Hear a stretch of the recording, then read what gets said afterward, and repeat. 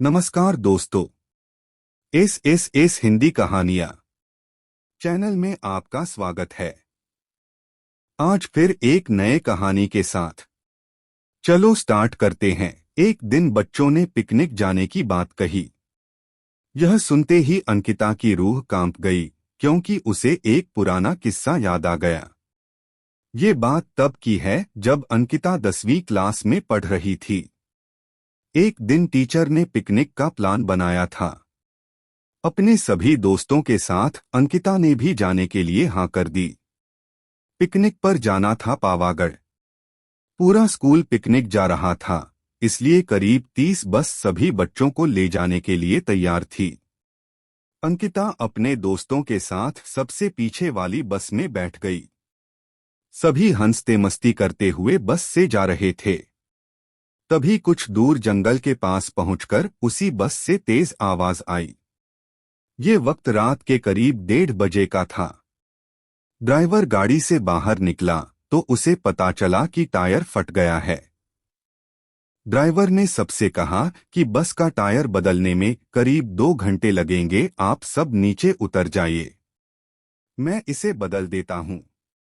आप लोग पास के ढाबे में जा सकते हैं, वहां गर्म गर्म चाय पी लीजिए और मैं इस टायर को फटाफट बदलने की कोशिश करता हूं।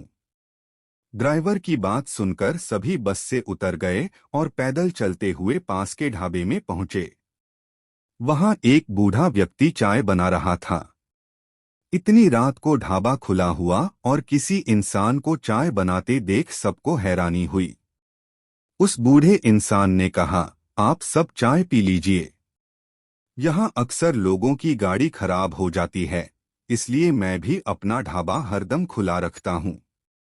आप जैसे राहगीरों को कुछ मदद हो जाती है। उनकी बात सुनकर सबने चाय का ऑर्डर दे दिया। उन्होंने कुछ ही देर में सबके लिए चाय बनाकर मेज पर रख दी। चाय पीते हुए अंकिता की आंखें एकदम ढाबे की छत की तरफ गई। वहां अंकिता ने एक औरत को सफेद रंग की साड़ी में खुले बाल लहराते हुए देखा। कुछ देर बाद वो जोर जोर से हंसने लगी। भले ही हंसने की आवाज किसी को सुनाई नहीं दे रही थी, लेकिन अंकिता ने उसे मुंह खोलकर हंसते हुए देखा था। ये सब देखकर अंकिता ने डर के मारे आंखें नीचे झुका लीं। कांपते हुए किसी तरह से अंकिता ने चाय दोबारा पीना शुरू ही किया थी कि उसी वक्त जोर जोर से किसी के चिल्लाने की आवाज जंगल की ओर से आई। ढाबे में बैठे हुए सभी बच्चे और टीचर उस आवाज को सुनकर डर गए। सबको डरा हुआ देखकर उस बूढ़े इंसान ने कहा कि मैं देखकर आता हूं क्या हुआ है, आप लोग यहीं बैठे रहो। इतना कहकर वो आवाज की तरफ बढ़ गया।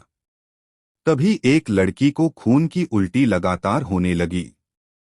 उसको देखकर सबकी हालत और खराब हो गई। उसी समय एक टीचर ने कहा कि तुम सब आग जलाओ और उसके बगल में बैठ जाओ। सबने मिलकर आग जलाई और गोल घेरा करके बैठ गए। टीचर ने सख्त लहजे में सबसे कह दिया कि अकेले कोई कहीं नहीं जाएगा। वैसे भी सब इतना डरे हुए थे कि अकेले कहीं जाने की हिम्मत हो नहीं रही थी। आग के पास बैठे बैठे 3 बज गए। तब कहीं जाकर वो बूढ़ा इंसान जंगल से लौटकर आया। उसने सबकी तरफ देखा और कहा कि उस चीख को सब भूल जाना, नहीं तो जीना मुश्किल हो जाएगा। इतना कहकर वो ढाबे के अंदर चला गया। तभी ड्राइवर भी टायर बदलकर बस लेकर ढाबे के पास पहुंचा। सभी लोग भगवान का नाम लेते हुए उस बस में बैठ गए।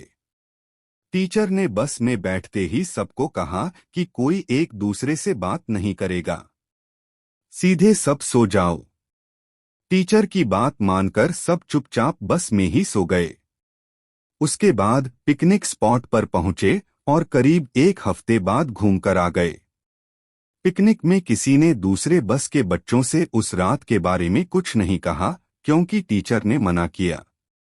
लेकिन पिकनिक से लौटते ही सबने अपने दोस्तों और दूसरी क्लास वालों को इस भूतिया घटना के बारे में बताया।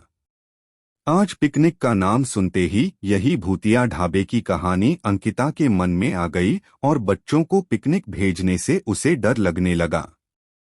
इस कहानी से क्या सीख मिलती है? बीती घटनाओं को भूल जाना ही अच्छा है, नहीं तो जीवन भर वो घटना डराती रहती है। और इस कहानी से आपको क्या प्रेरणा मिली? अपनी राय कमेंट बॉक्स में लिख सकते हैं। अगर ये वीडियो अच्छी लगी तो वीडियो को लाइक करना ना भूले और अधिक कहानियों के लिए चैनल को सब्सक्राइब करना ना भूले। धन्यवाद। जय श्री राम।